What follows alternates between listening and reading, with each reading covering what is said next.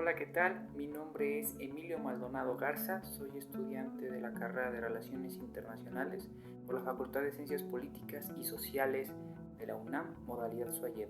El día de hoy, a lo largo de este semestre, hemos visto en la materia de los sistemas políticos comparados diversas naciones y países con sus modelos políticos respectivos. Hemos analizado la manera en que se constituye su Estado, la manera en que ejercen el poder el Estado y qué tipo de Estado tiene, un Estado democrático, un Estado de lado autoritario, y los vínculos de la sociedad política y de la sociedad común con la política y el Estado. El día de hoy vamos hacia lo local. El día de hoy vamos a hablar del sistema político mexicano y se va a esbozar en los siguientes puntos: el marco teórico y conceptual del sistema político mexicano, las bases constitucionales del sistema político mexicano, los poderes ejecutivo, legislativo y judicial como un Estado democrático del Estado mexicano, su sistema federal, el marco electoral y la sociedad mexicana y sus vínculos con la política nacional.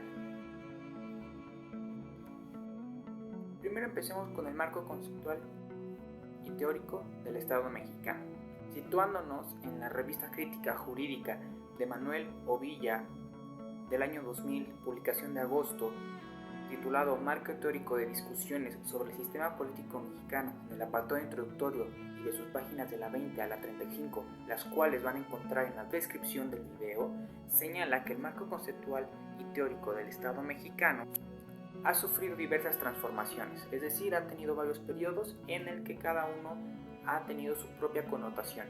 El primero, señala, es el de Benito Juárez, seguido de Porfirio Díaz, hasta el de la Revolución Mexicana, que estableció la constitución política de los Estados mexicanos, de los Estados Unidos mexicanos como hoy la conocemos. Ahora, ¿en qué se sustenta el marco teórico y conceptual del sistema político mexicano?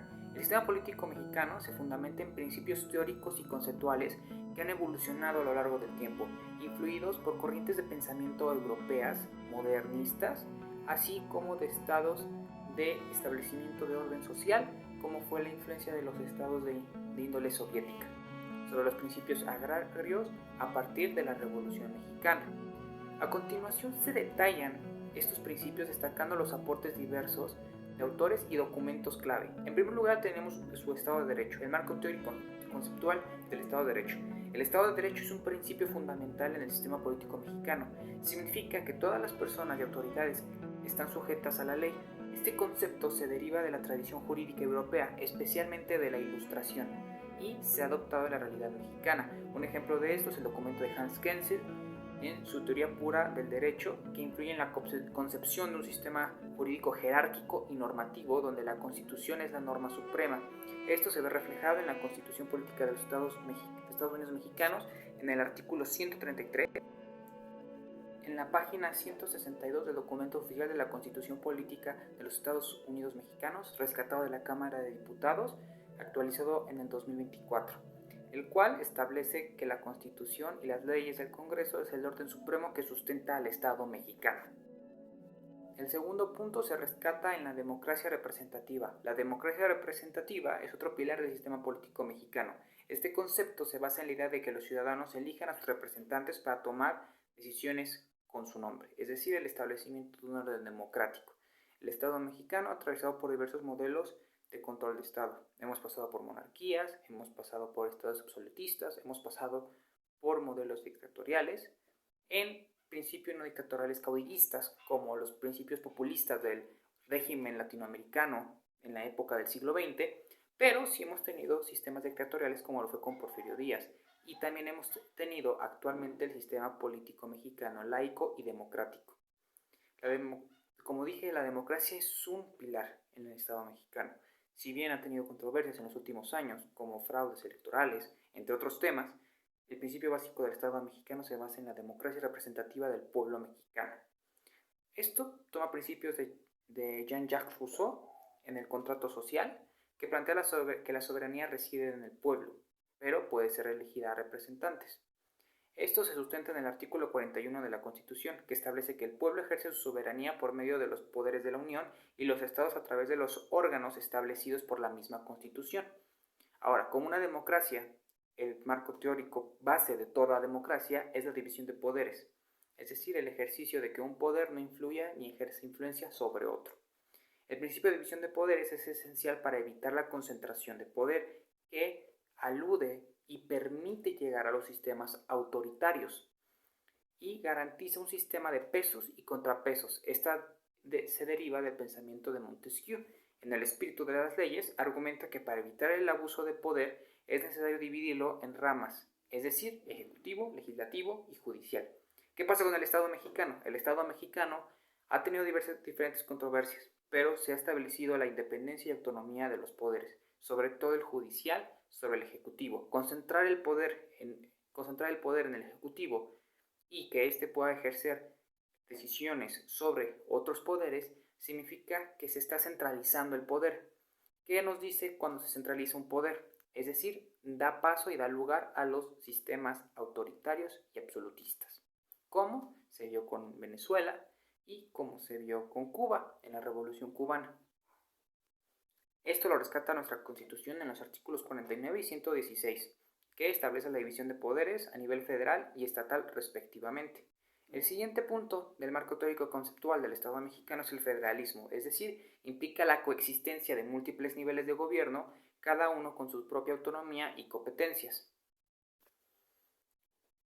Ahora, ¿en qué autor se podemos basar? Bueno, nos podemos basar en Alexis de Tocqueville, en La democracia en América. Analiza cómo el federalismo de los Estados Unidos contribuye a la democracia y descentralización del poder, además de que aborda cómo esta democratización ha sido influenciada en diferentes estados para el establecimiento de un orden jurídico y estatal para el establecimiento de democracias modernas, como fue en el caso del Estado mexicano después de la Revolución Mexicana y el establecimiento de un nuevo orden popular. El siguiente punto que es preciso en el marco conceptual teórico del sistema político mexicano es la soberanía popular y soberanía en todas las ramas.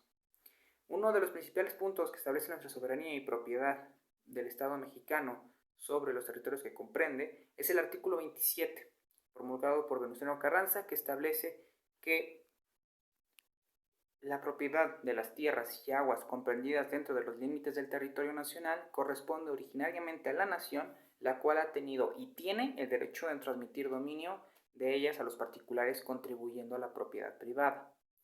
Esto se señala en la página 30 de nuestra Constitución. El siguiente punto es el constitucionalismo. El constitucionalismo implica que la Constitución es la norma suprema y todas las leyes y actos de gobierno deben ser en consonancia con ella. La importancia del Poder Judicial reside en que la Suprema Corte de Justicia de la Nación permite que se cumpla de manera efectiva y laica nuestra Constitución como fue establecida. Podemos mencionar al autor de Merriam en su obra History of the Theory of Sovereignty, Saint-Rousseau, donde destaca la importancia de una constitución escrita para limitar el poder gubernamental. Es decir, la constitución en su principio básico permite que no exista una centralización del poder ni exista golpes autoritarios, pues existe una base legal que protege al Estado. Esto se rescata en el artículo 136, que establece que la Constitución no perderá su fuerza y vigor aun cuando por alguna rebelión se interrumpa su observancia. El siguiente es un punto muy importante y que tomó mucha fuerza después de la Revolución Mexicana, el principio humanista de los derechos humanos. Respecto a la protección de los derechos humanos, que es un principio clave en el Estado mexicano, Eleanor Roosevelt fue crucial para la promulgación universal de los derechos humanos. Sin embargo, el Estado mexicano ya tenía principios liberalistas y humanistas desde la Constitución de 1857 y que se retomaron y reafirmaron y en algunos casos reformaron en la Constitución de 1917, la cual queda plasmada de manera magnífica en el primer artículo de nuestra Constitución, que establece que en los Estados Unidos mexicanos todas las personas, sin importar género, raza o color, poseerán derechos humanos reconocidos en la Constitución y en los tratados internacionales. Es decir, y como conclusión al primer tema, el marco teórico y conceptual del sistema político mexicano se basa en el principio básico de la soberanía nacional, territorial y popular, los derechos humanos y garantizar la de representatividad de los pueblos a través de una forma efectiva de la separación de los poderes que se sustenta y obtiene la base y su columna vertebral de la Constitución Política de los Estados Unidos Mexicanos. Es decir, y abriendo paso al siguiente tema, es la base constitucional del sistema político mexicano. Ahora, ¿qué artículos representan, a mi consideración, la base del sistema político mexicano? Lo que le da sustento. Primero, el artículo 39, que dice: la soberanía nacional reside esencial y originariamente en el pueblo. Artículo 40, es la voluntad del pueblo mexicano constituirse en una república representativa, democrática, laica y federal. Y el artículo 41, sobre que el pueblo ejerce su soberanía por medio de los poderes de la Unión. Esto, y rescata Ovilla, a autores como Jorge Carpizo y Diego Valdés, que han analizado la evolución constitucional y su impacto en la configuración del sistema político mexicano. Ahora, establecidos que esta es la base constitucional del Estado mexicano, ¿cómo son el Poder Ejecutivo, el Poder Legislativo y el Poder Judicial? Como parte de la base constitucional, primero empecemos, si se me permite, con el Poder Ejecutivo. El Poder Ejecutivo esboza su estructura y la forma en que actúa mediante cuatro artículos: el artículo 1, 2, 3 y 26. ¿Qué esboza el artículo 1? Establece en sus párrafos consiguientes después de la primera parte que hablé hace unos momentos, que las bases de la organización de la Administración Público Federal centralizada y paraestatal, la Oficina de la Presidencia, Secretaría del Estado y los órganos reguladores integran la administración centralizada, mientras que las empresas e instituciones nacionales componen la administración paraestatal. Esto se establece en la Ley Orgánica de Administración Pública. Los demás artículos hacen referencia del papel y en parte sobre en qué consiste el sistema del Poder Ejecutivo, sobre en qué ejerce poder, que es la Secretaría de Estado, Consejería Jurídica, órganos reguladores coordinados, la Guardia el sistema militar, organismos descentralizados y la Secretaría de Gobernación, de Relaciones Exteriores, de Medio Ambiente y las secretarías correspondientes, que son órganos administrativos de los cuales ejerce su influencia y poder. El presidente de la República, elegido cada 6 años sin posibilidad de reelección, es el jefe del Ejecutivo. Artículo 80. El presidencialismo mexicano ha sido estudiado ampliamente por diversos autores, quienes discuten sus centralismos y sus reformas recientes respecto a la centralización de poder. ¿Qué atribuciones tiene el presidente? Las funciones y poderes del presidente están detallados principalmente en el artículo 89 de la Constitución, que establece las siguientes atribuciones. Primero, el presidente promulga y ejecuta las leyes y asegura la fiel ejecución de las leyes aprobadas por el Congreso. La dirección de la política exterior, que es conducir la política exterior, celebrar tratados internacionales con la aprobación del Senado, nombramiento de funcionarios, comandancia de las Fuerzas Armadas, declaración de emergencia cuando se aplique, iniciativas de ley, entre otras funciones. Referente al Poder Legislativo mexicano, este es bicameral, compuesto por la Cámara de Diputados y la Cámara de Senadores, y se encarga de la elaboración y aprobación de leyes, así como de otras funciones de control y supervisión del Ejecutivo. Empecemos con la Cámara de Diputados.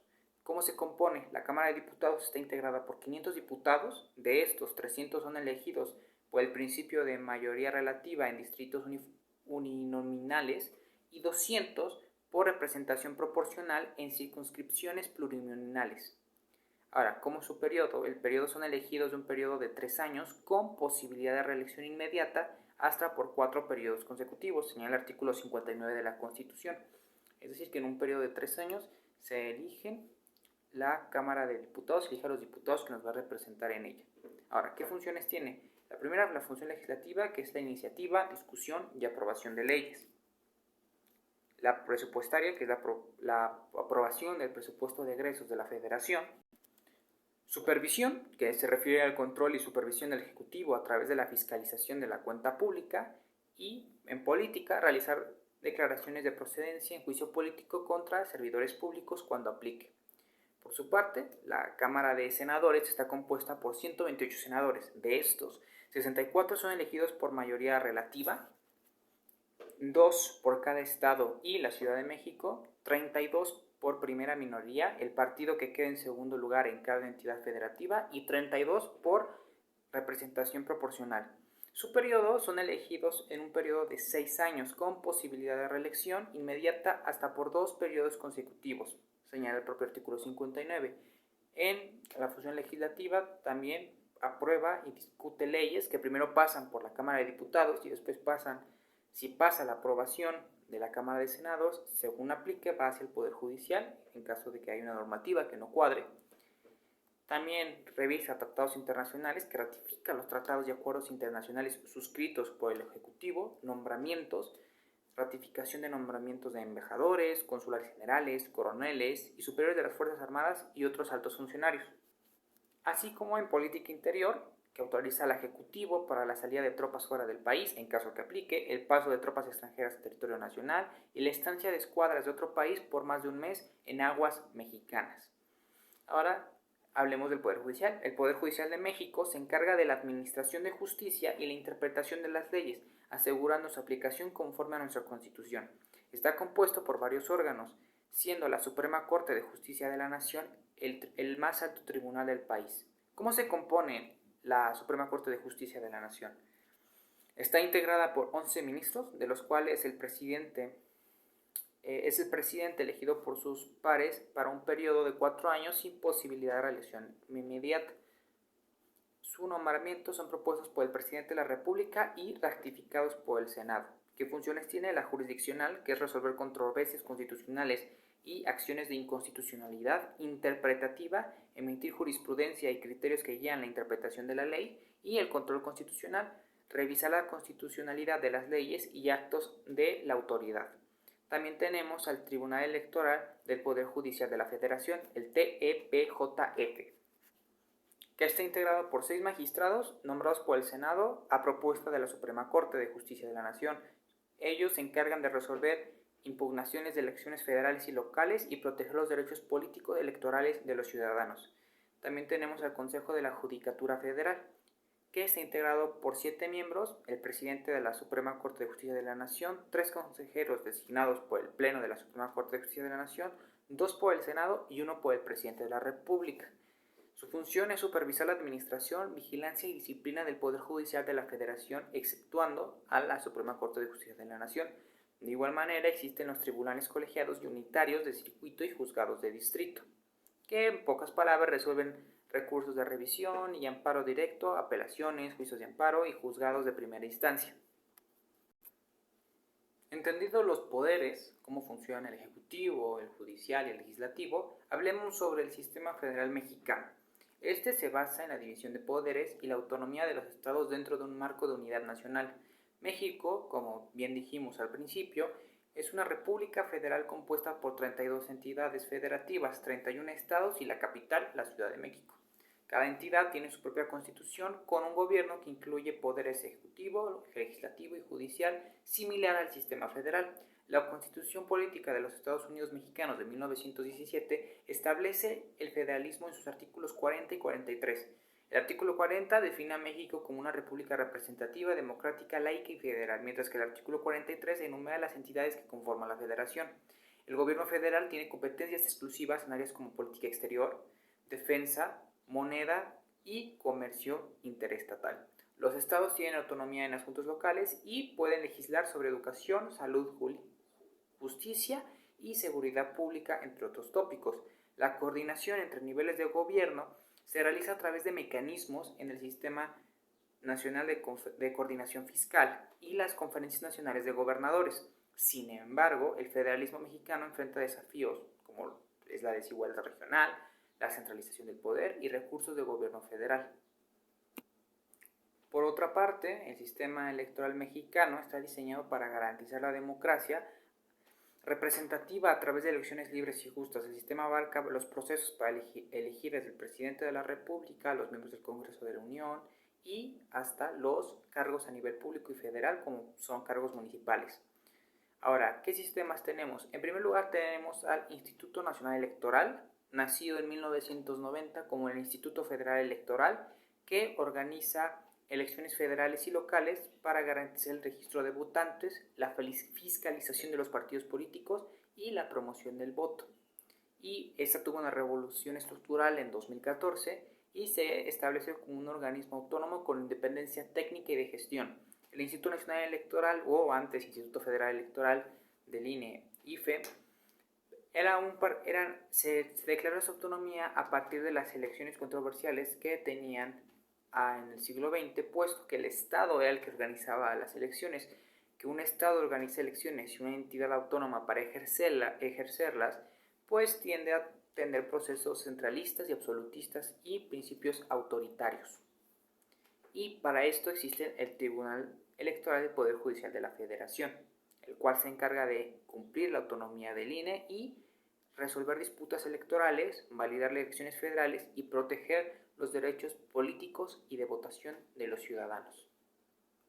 Es decir, en la cultura popular mexicana hemos visto spots en la televisión que nos dice que cualquier problema que puede existir con el voto, como compra de voto, amenazas por el voto, entre otros temas, se debe denunciar a este tribunal, que también tiene sus subtribunales estatales, como en el caso local donde yo me encuentro, que es el Tribunal Electoral del Estado de México, TEEM, el cual se encarga de las elecciones locales y estatales. Hay una parte que me gustaría, para terminar el tema de hoy, sobre los grupos de presión que existen en el Estado mexicano. Antes de llegar ahí, vamos a concluir con el tema de la sociedad mexicana y su relación con la política. El Estado mexicano tiene una sociedad muy participativa. Tendemos mucho en la sociedad mexicana a incluirnos y ser partes de un partido político, las decisiones que se toman, y somos muy críticos a la hora de establecer una ley nueva o de la promulgación de una nueva ley de economía o circunstancias adscriptas como el medio ambiente, el tema del agua. Somos muy críticos y estamos muy vinculados a la política. El Estado mexicano tiene un proceso de radicalización, es decir, establecemos poco criterio en la hora de elección política. ¿Qué quiere decir esto? Somos una sociedad polarizada que se establece por colores y partidismos. La sociedad mexicana está muy vinculada al partido político.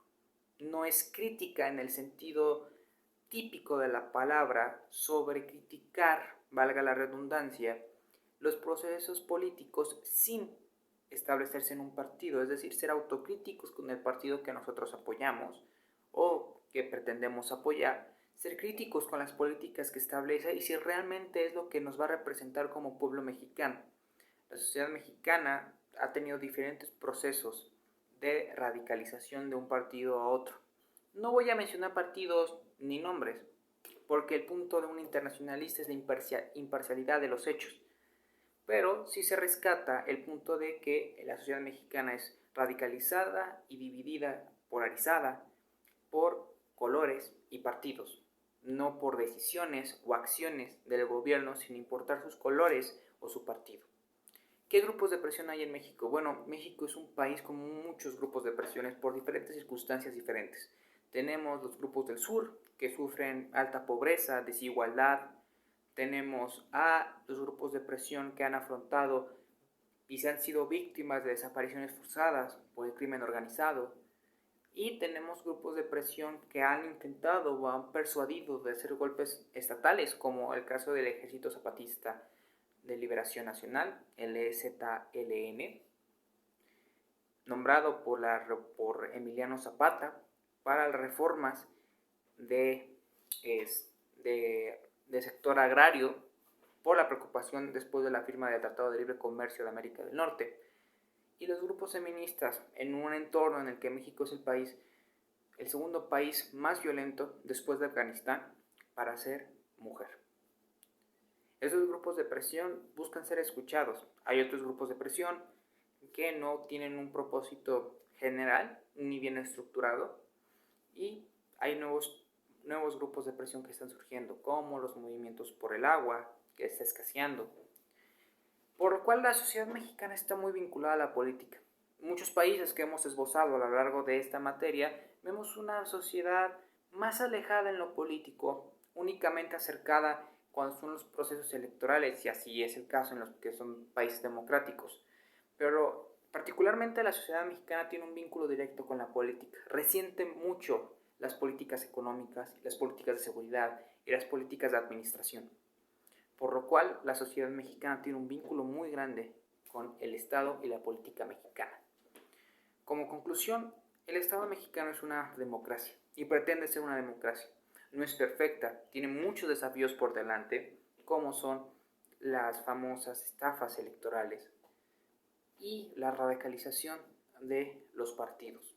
Tenemos que ser imparciales, tenemos que realmente ver las propuestas, tenemos que ver las propuestas a nivel federal y qué propone y qué ha hecho cada partido cuando le ha tocado desempeñar funciones.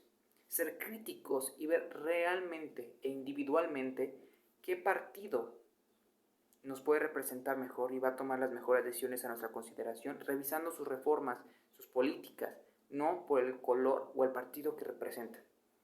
El contexto que estoy dando es porque a escasas 2 semanas, el 2 de junio del 2024, tenemos elecciones y es importante hacer esta paráfrasis y esta diagonal para entender en qué contexto estamos. El sistema mexicano es democrático, pero tenemos que establecer y ser claros. La división de poderes importa. El poder judicial debe ser independiente y autónomo, no influenciado por el Ejecutivo. También el poder legislativo, que el poder legislativo siempre va a ser influenciado por el poder ejecutivo, pero el poder judicial es aquel que pone el freno para que se cumpla de manera explícita nuestra constitución política establecida en 1917 con diferentes reformas, pero que establece como ciudadanos libres. Este es el tema de hoy. Espero les haya gustado esta revisión que dimos del sistema político mexicano, algunas conclusiones, algunos argumentos personales respecto a la situación.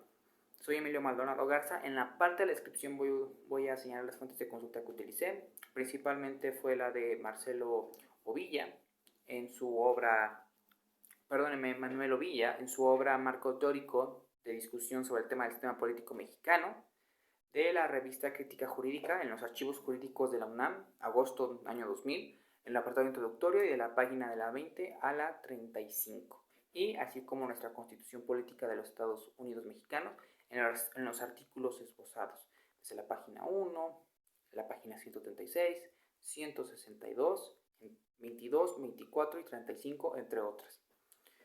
Gracias por haberme escuchado y espero haya sido de ayuda y de aclaración y haya sido un buen aporte este video. Muchas gracias.